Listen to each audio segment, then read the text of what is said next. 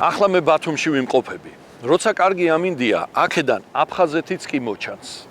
1989 წლის 15 ივნისს ქართველებსა და აფხაზებს შორის პირველი შეიარაღებული კონფლიქტი მოხდა. ამ შეტაკებას 29 ადამიანის სიცოცხლე შეეწირა. ამის მერე იყო ომი. 2008 წელს კი, როდესაც რუსეთის ფედერაციამ სამხრეთ ოსეთი და აფხაზეთი დამოუკიდებელ ქვეყნებად აღიარა, კიდევ უფრო მეტი გაუცხოება დაისადგურა ჩვენს შორის. კონფლიქტის დასაწყისში მე ძალიან ახალგაზრდა ვიყავი. ეხლა კი, როდესაც 32 წელი გავიდა, მე მაინტერესებს, რას ფიქრობენ ახალგაზრდები, რომლებიც იმ დროს დაიბადნენ ამ კონფლიქტზე, ომზე და საერთოდ მომავალზე. მე მაინტერესებს მათი მოსაზრებით, ჩვენ შევძლებთ ოსებთან და აფხაზებთან ერთად ერთ ქვეყანაში ცხოვრებას?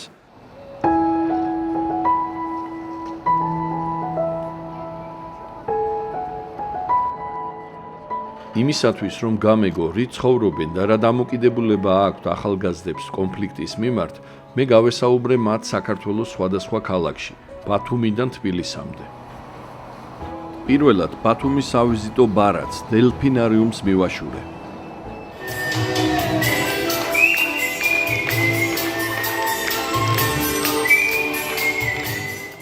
ქვეყანაში COVID რეგულაციებია. საკურორტო სეზონი ჯერ არ დაწყებულა. მაგრამ დელფინების შოუს მაინც ყავს მაყურებელი.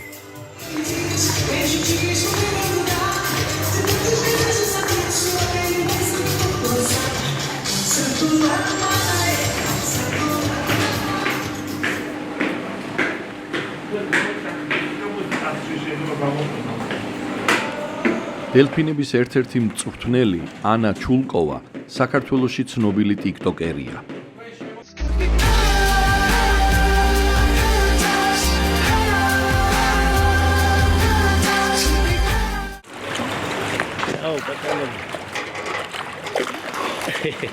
ესენი არიან ჩათვალეთ ადამიანები, რომლებსაც არ შეუძლიათ უბრალოდ საუბარი და აი ზედაპირზე რომ გაიარონ.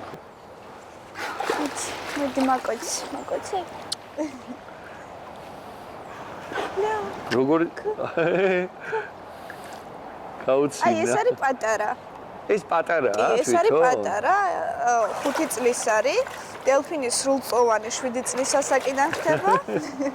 და ესენი ყველა არის ჩვენთან დაბადებული დელფინები. მართლა? კი. და ეგ არის დამამტკიცებელი საბუთი იმის, რომ დელფინები კარგად გრძნობენ თავს, რადგან დელფინი თუ მოწყენილია, თავს კარგად არ გრძნობს, მაგ შემთხვევაში ესენი არ მრავლდებიან. ეგ არის მხოლოდ გამრავლება მათი გადაწყვეტილებით, როგორც ადამიანები.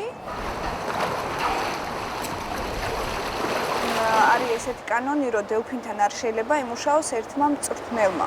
ან უნდა ვინაცვლებოდეთ, რადგან დელფინმა იცის იმ ხელა სიყვარული, რომ მწვრთნელმა მაგალითად რომ მიატოვოს და წავიდეს, დელფინმა შეიძლება თავი მოიკლას. მაგის გამო. შენ დაიბადე მრავალეროვან გარემოში, ბათუმი ესეთი, აქ ცხოვრობენ აფხაზები, სომხები, რუსები. იმის მიუხედავად, რომ საქართველო არის ჩემი სამშობლო, რადგან ეროვნებით მაინც რუსი ვარ, იმის მიუხედავად, რომ რუსეთში ნამყოფიც არ ვარ, ისინი ჩემთვის ახლო არიან. გულის შემტკივა, რომ ცოტა დაძაბული ურთიერთობა არის ხოლმე რუსეთის და საქართველოს შორის და ძალიან დიდი იმედი მაქვს, რომ დალაგდება და ყველა თბილად, გემრიელად ვიქნებით. აქცენტი მაქვს ქართული რუსებისთვის, ქართველებისთვის მაქვს აქცენტი რუსული. ეგ ძალიან საინტერესო რამეა, ხო? ვერსად ჩემი პოზიცია ვერ დავიკავე მყარი.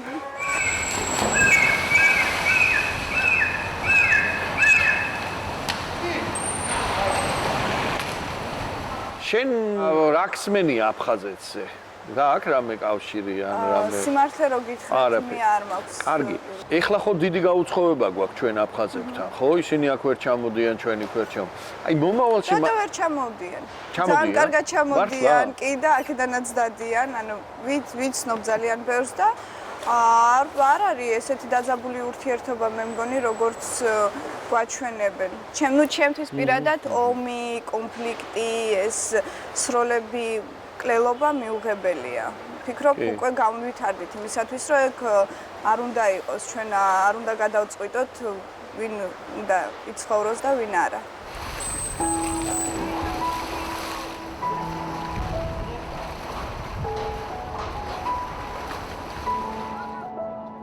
ანასთან სასიამოვნო საუბრის შემდეგ ბათუმის სიღრმეში ბონის დასახლებაში გავემგზავრე.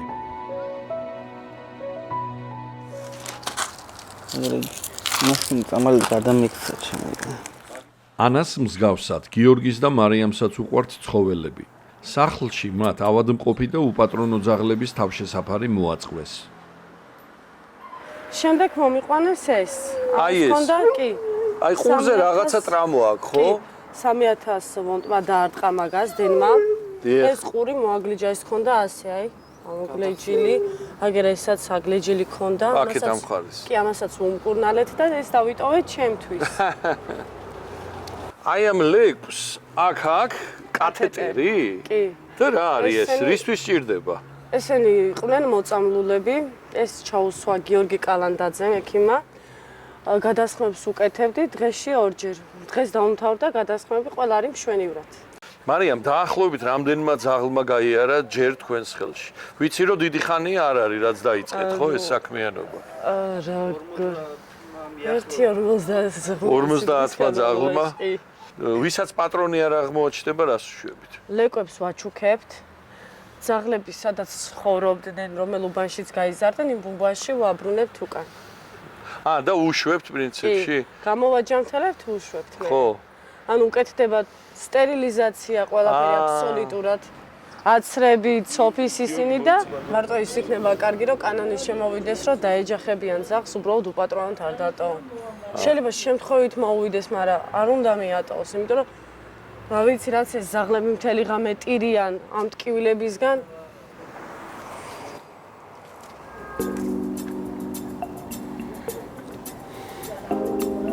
მეორე დღეს მარიამს, გიორგის და მათამხანაგს სანაპიროზე შევხვდი.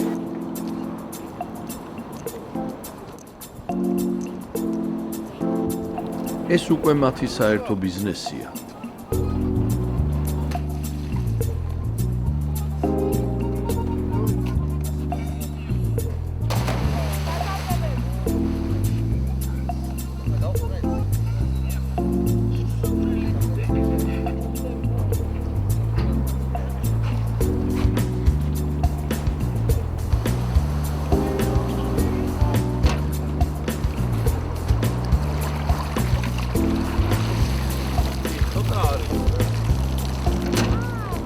აი ესენი რეებია თვითონ? ესენი ზღვის მცენარეებია. აი ზღვის მცენარეები? ანუ ხო, გვირილები. კიდევა ხო ეს? რეალიზაციაში წავა ეს? გახსნილები არ იჭმენ. გახსნილები ფუჭდება? კი, გახსნილი უნდა გადაყარო.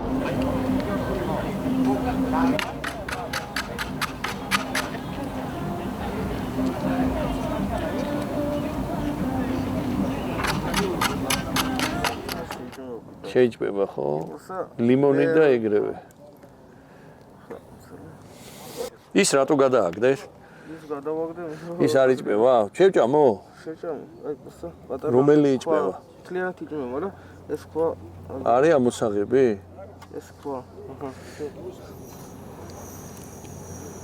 აი ესა ხო?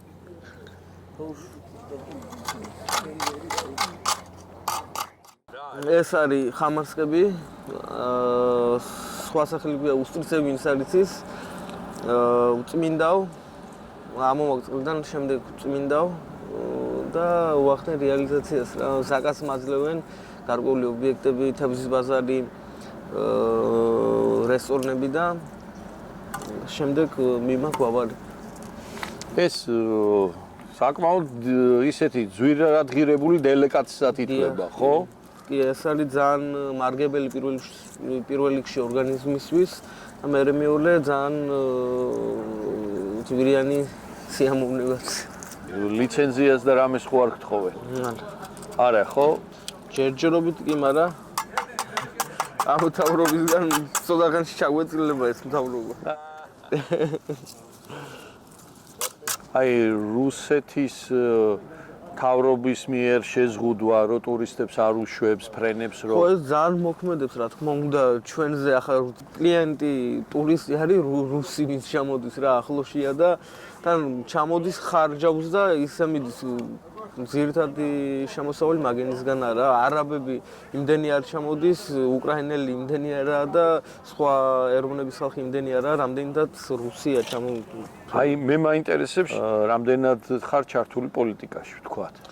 ყველა იბრძვის იმისათვის რომ მოხდეს პოლიტიკაში და იფიქროს იმაზე რომ ორი კაპიკი თვითონ შეიდოს ის პირობები წინასწარ რო აყენებენ იმისათვისა მხოლოდ რომ თავისი ჯიბეები გეისკელოს მომავალში რა ყველა მითხას უყურებ ყველა იმგენს პოლიტიკოს მაგას ცდილობს და რა ვიცი ხალხისთვის მე არა დავასრულოს მაშინ, როდესაც კონფლიქტები დაიწყო საქართველოში, შენ ალბათ არ იყავი დაბადებული რა, მე ვგულისხმობ აფხაზეთთან კონფლიქტს, მერე ომს. მე რა ვიცი და რუსებმა წაგვართვეს მაი ტერიტორიები. საერთო ჯამში ეგ იყო, ხო? და ბევრი ახალგაზრდა და ბევრი სისხლი დაირღვევა ამის შედეგად რა. და აფხაზების როლი რა არის ამაში? აფხაზები ახლა არიან ჩემი მოსაზრებით ერთის მხრივ როგორ ხა ტყვეში, ანუ ქართველები რომელიც არიან ტყვეში რუსების ტყვეში ხო? ტყვეობაში? ტყვეობაში ხო. იმის გამო რომ ახლა აფხაზი არის იგივე ქართველია ხო? არ ვიცი. მაგრამ თვითონ აფხაზები როგორ თვლიან? ქართველები არიან? აფხაზები ახლა თვითონ რო თვლიდნენ ქართველები რო არიან, შესაბამისათაც ასეთი ურთიერთობა არ გვექნება. ახლა აფხაზეთი არის რუსეთის თვალსაზრისით დამოუკიდებელი ქვეყანა, სხვა სახელმწიფოები, რომელიც ჯანსაღად აზროვნებენ, ყველა მიცის, რომ გადაცებული ტერიტორია. აი მომავალში რას ხედავ შენ? აი რა იქნება მომავალში? შერიგდება საქართველო და რუსეთი, მე ასე ვფიქრობ, ჩემი აზრია და პლუს მაგას აფხაზეთიც დაგვიბრუნდება და ყველაფერი დალაგდება ის როგორც იყო. პრინციპში გიორგი კონფლიქტების შესახებ საქართველოში არსებულ მოსაზრებებს ახმოვანებს, თუმცა მე მინდოდა კიდევ განსხვავებული პასუხების მოსმენა.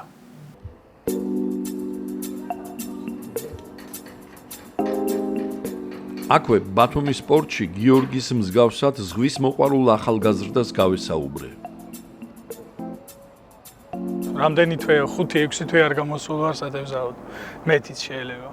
ამინდებიც არა ამინძია დამოკიდებული თევზაობა. ანუ ახლა არა ისეთი სასიამოვნო წვიმა. წვიმაში ხო ვერ ითევზავებ, ხო? არა ასასი. ისე ითევზავებ, მაგრამ არა სასიამოვნო. მაგრამ მე საერთოდ ხამსის და სარგანის გარდა თევზს არ ჭამ. არ მიყვარს ესეც, ეს და ესეც, ხო? და შხამიანი თევზია რა. კი, ეს შხამიანია, კი. ეხლა აღარაა საშიში ხელში რო ავიღო. არა, არის, შეიძლება ბევრი ნემსი აქვს. შეიძლება შეგარჯოს ხელში. თან შეიძლება კიდო არის პროცენტი რომ ცოცხალია კიდო, მაი 5 საათი შეუძლია ცოცხლად რო იყოს. მართლა? ნემსები აქ აქვს, ხო? ნემსები აქვს აგერ და გვერდებზე აქვს ნემსები და ქვემოთ. როგორც მგველივით აქვს, იგივე სისტემა აქვს შხამის. და შეიძლება ძალიან ცუდად გახდე, კაცი? ანუ თუ გაგ ალერგიული თუ ხარ თან რაღაცა ესეთი, კი. და ესე იგი თვით დასაქმებული ხარ, ხო შენ? ხო, ხო. თვითონ. თქვათ ფრილანსერი ვარ. ფრილანსერი ახლა რა ინტერნეტში ვზივარ, ანუ კომპიუტერთან ვამოწმებ რაღაც სამსახურს, რაღაცა რო გადავათარგმნო, გადავწერო, გადავაკეთო, მაგაზიც არის. ან რაღაცა ნივთის გამოწერაზეც არის. მოძებნო, ხო? ნივთი მოძებნო, ხო? ნივთი მოძებნო, რაღაცნაირად ბათუმში აი თქვენთვის ახალგაზრდებისთვის აი რა სიტუაცია რა მდგომარეობაა ანუ რო შეხედო ვიტყვი რომ ტურისტული ქალაქია რა მაგრამ რა არის გასართობი თითქმის არაფერი არა ანუ მე ვერთობი ჩემ მეგობრების ერთად ანუ ვერსად ვერ წავალ ახლა კოვიდის გამო ახლა საერთოდ არ ჩამოდის ტურისტი თითქმის ძალიან ნაკლებია სიტუაცია ძალიან ცუდია ტურისტების თორე უკვე უნდა იყვნენ ტურისტები კი მარტშიც უკვე არიან და აპრილში უკვე კარგადაა ტურისტები უფრო ისრაელიდან ჩამოდიან კაზინოების გამო რო კაზინოა ჩვენთან თამაშობენ მაგის გამო თითქმის ყველა ჩამოდის მაგის გამო იმიტომ რომ არის ეს პატარა იაფი ლას-ვეგასი, ახლა ლას-ვეგასში უფრო ძვირია წასვლა და იქ რო იცხოვრო, უფრო ნაკლებია ფართოდ. აქ არის ესეთი სტერეოტიპი, აქ არის თუ თბილისში არ ვიცი, გამიგია რომ აი ბათუმიო თურქების ხელში ვარდებაო, არის ეგეთი? თურქის ხელი აქ რო არ იყოს. ან რამე არაფერი არ იქნება. ანუ ფულს ხარჯავენ კაზინოში მოდიან, რაღაცას აშენებენ. ანუ სახლს რო აშენებს თურქი, ქართველი ხალხი მუშაობს, მაგი არის ფული. აი რო არ შემოვიდეს, არა აშენოს, ფული არ ექნება მუშახავს რა. ვითომ არისო ისეთი ადგილებიო, რესტორნებიო, ბარებიო, სადაც ქართველებს არ უშვებენ. ეგ არის სიმართლე რო გითხრა მართლა არის. რას ნიშნავს ეს? რატო არ შეიძლება ქართველი შეუშვა? როგორც მე ამიხსნეს, რომ მუშაობდი კლუბში, მეც მან დამაინტერესდა უკითხე უფროსობას, რატო არ უშვებ. ანუ იძახიან რომ ახლა თქვა 10 ქართველი მოვა დაჯდება, აიღებენ თითო პივას და ზიანს ვამენ მაგ თითო პივას რა, არანაირი ბარის მხრივ, კლუბის მხრივ თანხის შეტანა არა იმდენად, ვიდრე შემოვა თურქი ან ტურისტი ნებისმიერი რა. აქ ხო დიდი მუსულმანური თემი ცხოვრობს აქ, ბათუმში, ხო? კი არის შედარებით რა. მაგრამ მე ატეისტი ვარ, ვერ ვიტყვი მაგაზე, არ ვიცი რა. კი ბატონო, მე რა მაინტერესებს, აი ამ მუსულმანურ თემს უნდა და მეჩეთის აშენება. და შემდეგ ვერ მოახერხა ხო ამის აშენება და აი შენ როგორ უყურებ ამას, ამ საკითხს? მოთხოვნა თუ არის ხო და თუ არის მუსულმანი ხალხი ბევრი რა ჩვენთან და ანუ ერთ მეჩეთი არ ყოფნის, რატო არ უნდა აშენდეს? შენ არაფერს არ ისკოს და საშიშს ამაში არ ხედავ, ხო ესე? ვერც უყურებ, ვერ გძნობ. რა, მაი არის ვინც აქ ცხოვრობს მაგენისთვის. ანუ ქართველებიც არიან მუსლიმები ბევრი. რა იცი შენ როგორ გვეტყვი? აი როგორ მოხდა კონფლიქტი აფხაზეთთან? თავისუფლება უნდათ აფხაზებს. ჩემი აზრით, ანუ უნდათ რომ იყვნენ მაგენი და არავინ რო არ შეეხონ მაგენს რა. და ახლა ისეთი შემთხვევა მოვიდა რომ გზა არ ქონდა სხვა აფხაზებს, ჩემი აზრით. აფხაზებს. ან ომი, ან რუსეთი. და აირჩიეს რუსეთი.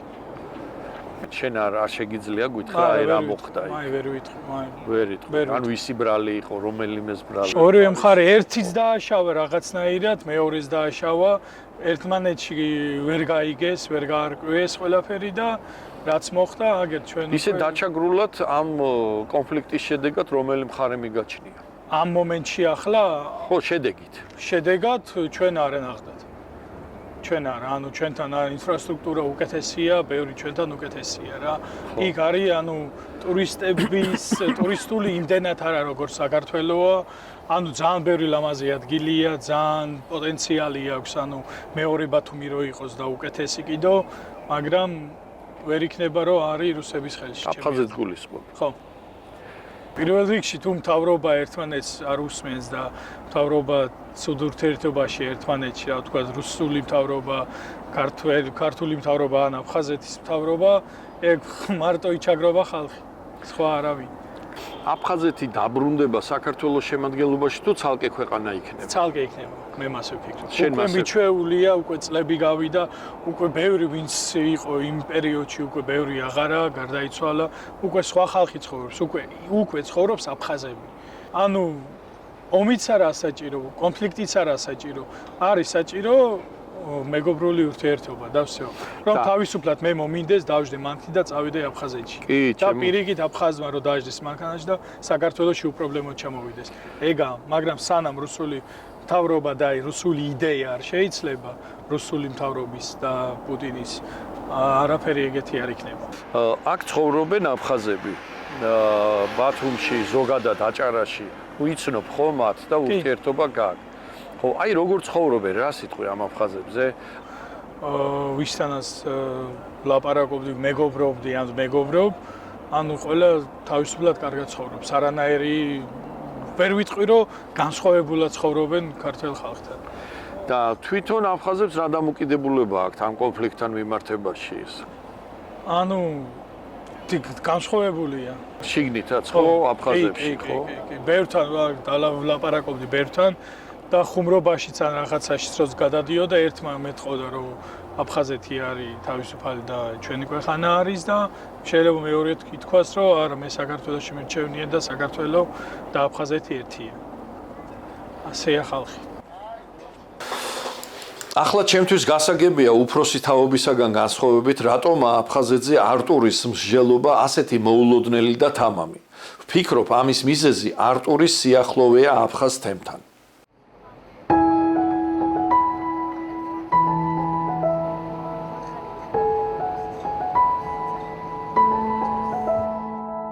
შემდეგ მე აფხაზეთის მოსაზღვრე სამეგრელოში გავემგზავრე.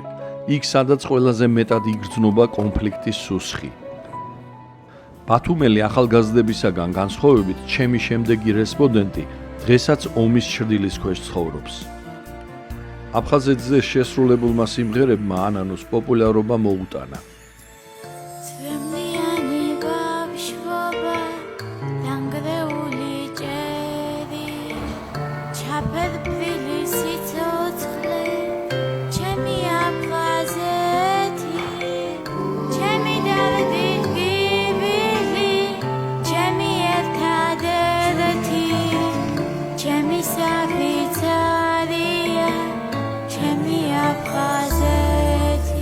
ეს არის კომპაქტური ჩასახლება, ანუ 2000 წელს უკრაინიდან დაუბრუნდით საქართველოში და მშობლებმა უცებ სამსახური დაიწყეს სკოლაში.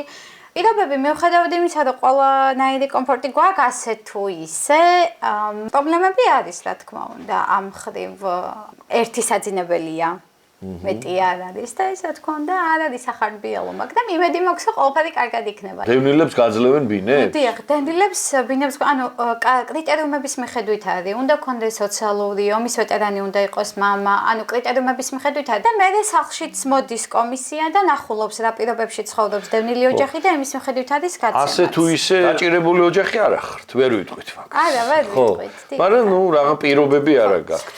ანუ რა ჩამოვედით, გქონდა რა თქმა უნდა ბინის საყიდიფული, მაგრამ აი როგორც მე ვთქვი, ყველაფერი რაც კი გქონდა, დაიხარჯა აი ამაში, ამ ფურცლებში.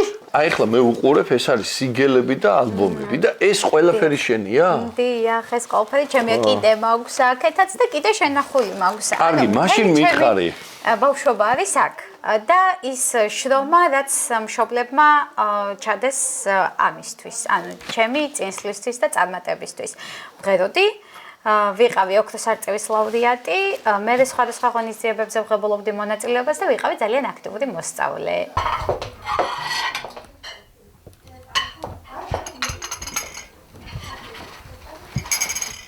კაი, გავანაწილოთ და მე დავდოთ ლამაზად. ახალ წელს გვაქვს ეს ტრადიცია, ძალიან ლამაზად უნდა გამოვაწყოთ სუფთა და მე იმდენად ლამაზად რომ აღარ მინდა ვინმე რამე შემიჭამოს. ჩვენ მაგალითად ოჯახს აქვს ისეთი ტრადიცია, ბებიას ძირ სახლში, განმოხურშია, იღება ეზოს ჭიშკარი და ანუ 11 და-ძმა ყავდა ბებიას, ყავს ანუ გარდაიცვალა რამოდენიმე ღმერთმა აცხონოს მათ სული და ის ანუ ეზოს კარი იხსნება, ვინც კი შემოდის ნათესავები ბიძაშვილები, აი ეს მოდგმა რაც არის ბიძაშვილები, მამიდაშვილები ყველა იქ იკრიბება. ერთხელ დავთვალეთ 154-ნი ვიყავით. და მოაქვთ ისინი, ანუ ყველას თავისი ის მოაქვს, საფირმო კერძები მოაქვს და მე იქ დავაგემოვნებთ ყველა. მეორე დღეს ანანომ სოფელ განმუხურში, თავის დედულეთში დამპატიშა. განმუხური აფხაზეთის მოსაზღვრე სოფელია.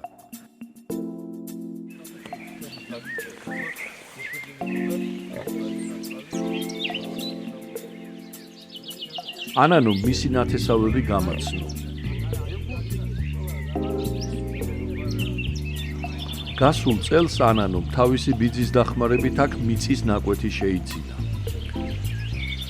ანანო, ეს არის შენი პატარა აფხაზეთი, ხო, როგორც გითხარი, ხო? ძალიან მიხარია და ძალიან მომწონს, რომ ესეთი კავშირი გაქვს. აი აქ რა იქნება, ანანო? აქ იქნება პატარა სახლი, ბაღით და ვიცი, დავდგეთ როგორც ვაშლი, მსხალი, სხვადასხვა ხილი მოვიტანეთ დაახლოებით 2 თვის წინ. და აქ ადგილს ტოვებთ მომავალში, რომ ალბათ სახლიც ააშენოთ. ანუ ეს მართლა სიმბოლურა და 40 ძირია ეს თხილი, მაგრამ სიმბოლურად ჩემთვის მინდოდა და აი მაქსიმალურად აფხაზეთთან ასოცირდებოდეს და ამიტომაც დავტოვე, რომ ზაფხულში თითქოს ჩემს პატარა აფხაზეთში მოვდივართ, აქ ვადიშებ და უცილებლად დამეკნება. სიამოვნებით, მაგრამ აქაური მოწყობილი აფხაზეთი ხო არ დაგაშორებს იმ ნამდვილ აფხაზეთს? არა, უბრალოდ გამახსენებს, არა, რა თქმა უნდა არ დამავიწყებს, მაგას რა და იმ ძირს არ დაგავიწყებს. დიახ, იქ აი რასაც ახლა ვხედავთ, მდელო გვაქვს ესეთი. თლიანად, კიდევ უფრო მეტი. ფრენბურთის თამაში, იქნება თუ ფეხბურთის თამაში, ყველაფერი ხდებოდა ჩვენს ეზოში. იმ ხალა ეზო გვაქვს და მაგას რა დამავიწყებს? არა, იქ მაინც სულ სხვა ჰაერია, მაგრამ არა უშავს. მაინც არა, ნამდვილად იმეც ვიტოვებ და ყველანი ერთად ვიქნებით და ვიცხოვრებთ როგორც ცხოვრობდით. ძალიან საინტერესო. გაყოფილები ვართ ოჯახები. რამდენი ხანია ბიძა არ მინახავს. ერთი სული აქ როდის ჩამოაბებო საერთოდ სანამ გადმოვიდოდა საერთოდ არ გველაპარაკებოდა ანუ იმდენად ემოციებთან იყო შემდეგ დაკავშირებული ტიროდა რომ ამდენ ხანი ნანახი არ ყავდით და რა ვიცი რამდენჯერ მიფიქრე აი რო არ ელოდება ისე რო შეაღო კარები და რო შეხვიდე აი ხო გაგიჟდება ბებია თქო და რა ვიცი იმედია ეს დღეც დამიდგება და მართლა არ დავკარგავ იმედს ხშირად ეს ფრაზაც მიყვარს და ხშირად ვიმეორებ ამასაც, რომ სისხლით არც დაბანელა და არც დაიბანება.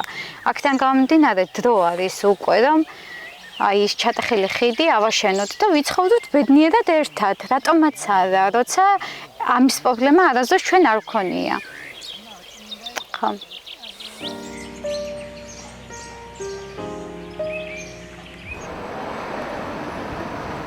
თბილისისკენ მიმავალ გზაზე მე ხობში გავიარე.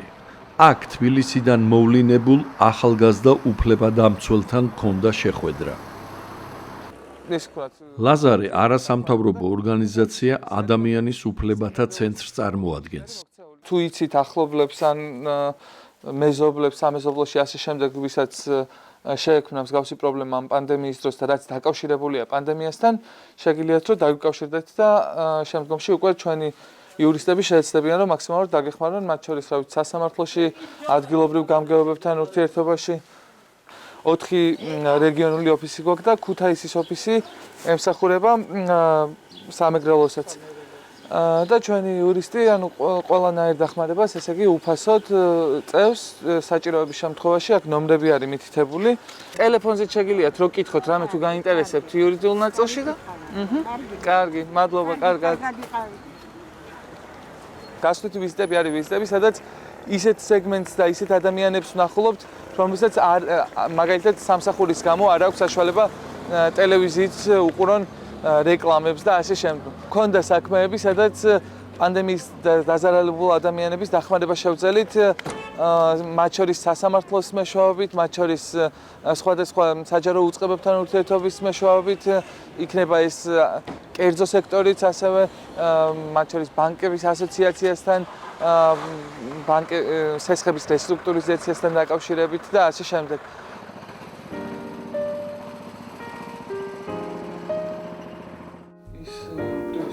Вашлон, я вашлон, я вашлон, я могу готовить тебе раз.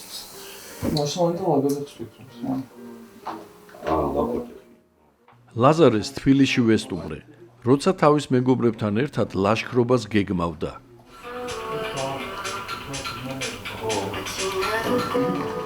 მე მაინტერესებდა ლაზარესაგან გამეგო, თუ რა იცოდა მან ქართულ-აფხაზურ კონფლიქტზე. იგივე სკოლაში ისტორიის კურსის ფარგლებში ანუ არასოდეს არ იყო ამომწურავი ან არასოდეს არ იყო ანუ ძალიან ეხლა რომ მახსენდება ძალიან მცირე ნაწილი ეთმობა აფხაზურ ქართული კონფლიქტზე საუბარს ჩვენი ისტორიის წიგნში და რო გითხრათ რომ აი სკოლის დროს ვიცოდი რეალურად რა მოხდა შეიძლება ეხაც არ ვიცი ალბათ ბოლომდე მაგრამ ძირითადი ალბათ წამახალისებელი ზუსტად იმ ომის ერთმანეთში დაპირისპირების ბრძოლის ალბათ მართლა საბჭოთა პოლიტიკა და სტალინიზმი და შემდგომ უკვე რუსული პოლიტიკაც.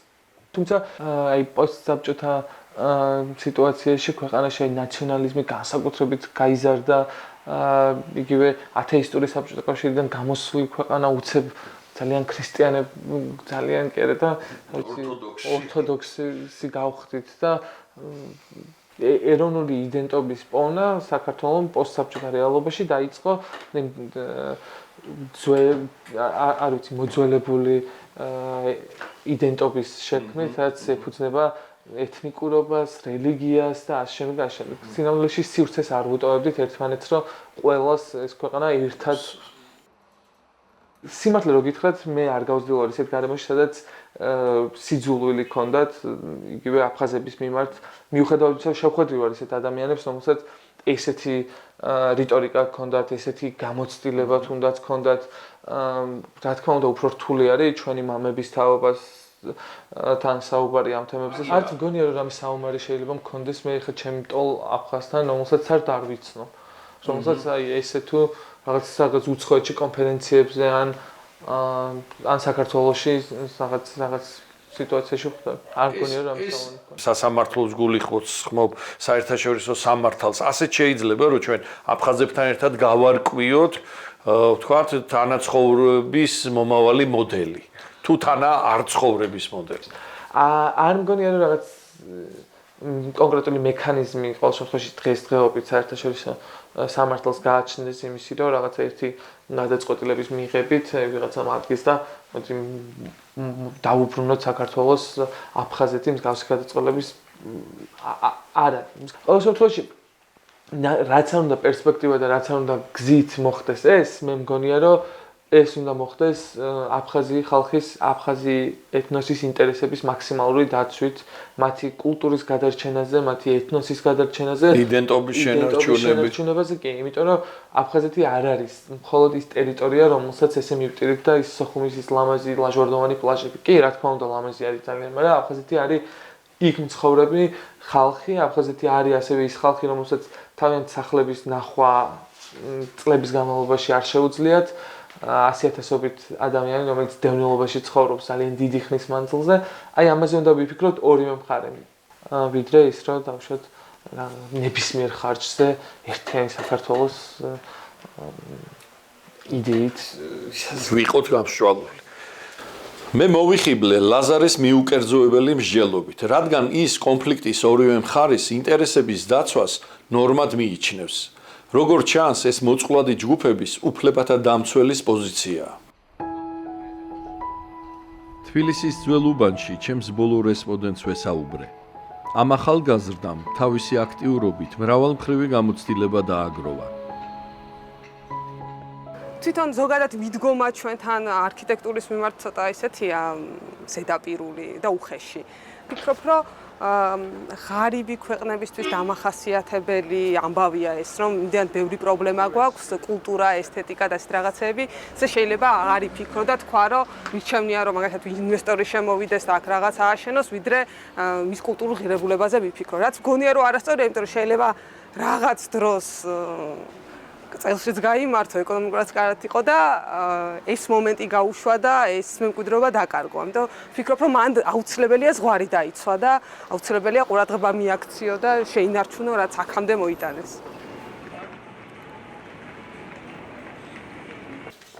აი, ეს არის თვითონ ქარდი, ქართულად არ ვიცი რა ქვია. სალომე თავისუფლების ინსტიტუტის დირექტორია. ეს არასამთავრობო ორგანიზაცია 2 ათწლეულის მანძილზე ადვოკატირებასა და კვლევით საქმიანობას ეწევა. საკონსტიტუციო სასამართლოში საქმე გვაქვს შეტანილი ქვალონელი გლეხების სახელით. ხბოს გაყიდვას უცხოელზე კრძალავს კანონი და გვინდა რომ ეს კანონი გავაუქმოთ, დადგენილება უბრალოდ. და იმისთვის რომ ადამიანებისთვის უფრო გასაგები იყოს და ბევრმა ადამიანმა ნახოს, გადაწყვეტეთ რომ კარიკატურებით ამ ჩვენ სარჩელზე ვილაპარაკოთ. იმიტომ რომ ზოგადად ხო ესია რომ რაღაც სარჩელის წაკითხვას ახლა ვინ დაიწყებს, ხო არც დრო აქვს ადამიანს და არ დიდად ინტერესი. ამიტომ ესე ვაკეთებთ ხოლმე რომ აი ნახატებით და აი რაღაცა ესეთი ნახატებით ვაპირებთ რომ რაღაცა საკუთარი სათქმელი, ანუ ჩვენი სარჩელები, რომელიც მოსაწყენად გრძელი და დიდია, ესე ილუსტრაციებით მივიტანოთ კითხველამდე. და ეს არის ყველაფერი შენი ნახატი, ხო? შენ გეხერხება ეს და ეს ძალიან სასაცილო ნაწილია, რომ აი კარიკატურისტი ჭირდებოდა ორგანიზაციას და აი ეს სურათი რას გვეუბნება? ეს იმას გვეუბნება, რომ მართსაჯულება ძალიან დროში გაწერილად მუშაობს და უფრო მალე უნდა ასრულებდეს გარკვეულ საქმეებს. ჩვენ შეტანილი გვაქვს ჩვენი სარჩელი და ზოზინა ძინავთ და ამიტომ გვინდა რომ ცოტა გამოვხსნათ. ეს მოსამართლის ჩაკუჩია, ხო? ძალიან საინტერესოა. და მე მგონია რომ მიდგომებში არის აქ პრობლემა და პიროვნული საკითხია რა. ალბათ რო ხარ ძალიან ბევრი წელი ხელისუფლებაში და შეიძლება მეც ეგრე მომსვლო და არ ვიცი, არ ყოფილვარ. როცა დიდი ხანი ხარ? დიდი ხანი საიდან არის? აი საიდანაა უკვე დიდი ხანი? აი წლებით როგორ განისაზღვრებ?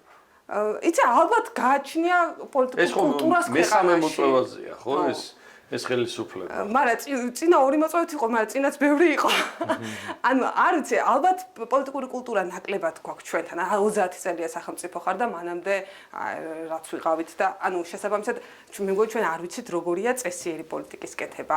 ხშირად არის ხა რეგიონებში რომ დავდივართ, აი ძალიან კარგი გოგო ხარ რაღაცა, მაგრამ პოლიტიკაში არ წახვიდეს, აი ბინძურის საქმეა, რომ არ გაისვარო. თუ პოლიტიკა ბინძურის საქმე, ბინძურ ხალხს თუ დაუტოვებ პოლიტიკას, ბინძურის საქმე იქნება, ის ხო პოლიტიკა ადამიანები არიან. შენ მაინც ფიქრობ, რომ 4 წელი საკმარისია, ხო, რომ ხელისუფლება შეიცვალოს? იცით, კი.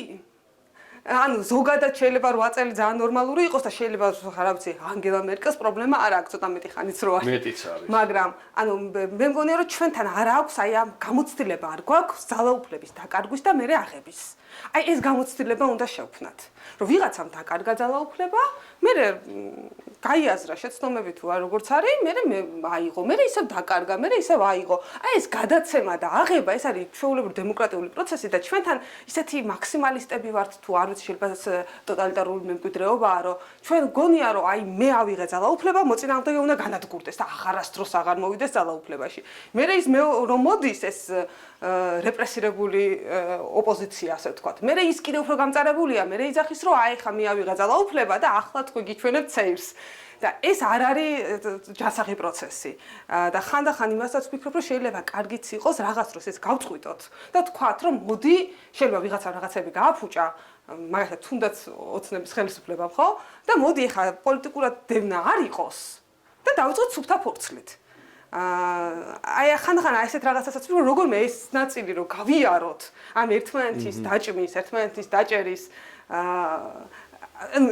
ძალაუფლების დაკარგვა განადგურებას არ უნდა ნიშნავდეს და შესაბამისად ადამიანებიც ალბათ უფრო მარტივად დაკარგავენ ამ ძალაუფლებას.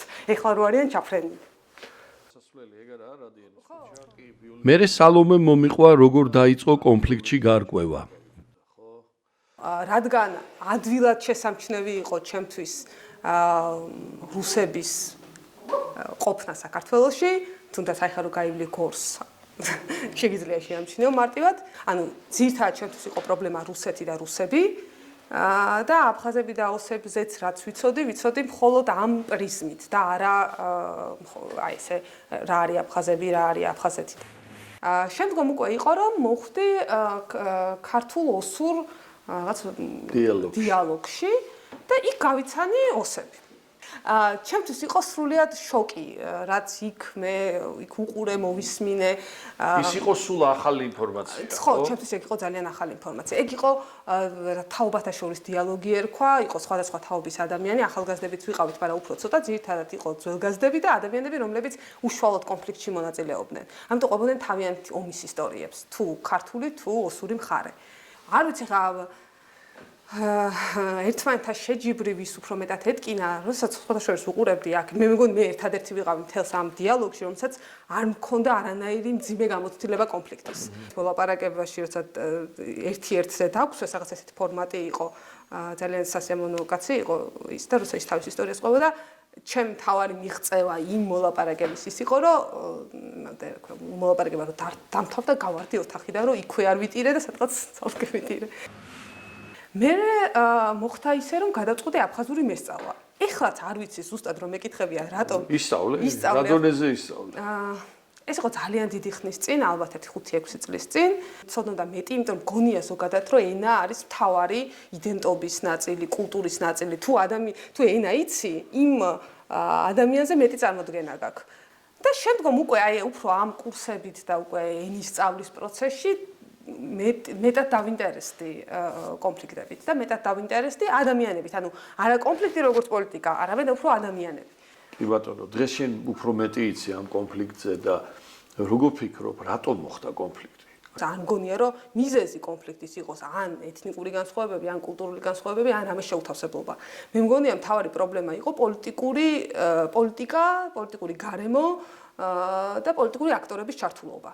თუ პოლიტიკური შემადგენლობა არის ისტორიას მოძებნი, რის გამოც კონფლიქტს დაიწყებ. და ეხლაც აი ძალიან ბევრი უასრო ისტორია ხდება, ეხლაც სულ ყოველთვის შიშით ვადევნებ თვალს ხოლმე საქართველოში სხვა კუთხეში რაიმე სახის დაპირისპირება როცა არის, თუ იქ შემოდის ან რელიგიური მარკერი, ან ეთნიკური მარკერი, ეს ყველაფერს ნებისმიერ, იმიტომ ვამბობ, რომ კიდე შეიძლება კონფლიქტი მოხდეს, მაგას ვამბობ, რომ ნებისმიერ ეს მარკერები შეიძლება კონფლიქტად გადაკეთდეს.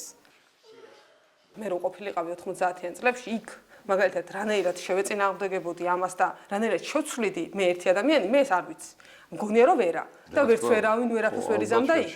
მაგრამ დღეს როდესაც უფრო ნორმალური სიტუაციაა ჩემი აზრით, მგონია რომ მცირე რაღაცის კეთებაც კი გარკვეულ შედეგს გაძლევს. იმიტომაც ვაქტიურობ. სხვა შემთხვევაში რომ მეგონოს რომ არანაირი გავლენა არ შემიძლია არაფერზე მოვახდინო, რამე სხვა დავხატავდი ეგ. რამე სხვა რამეს გავაკეთებდი. კარგი. დღეს რა უნდა აფხაზებს და ოსებს? შენ რა იცი? ჩვენგან უნდათ რამე?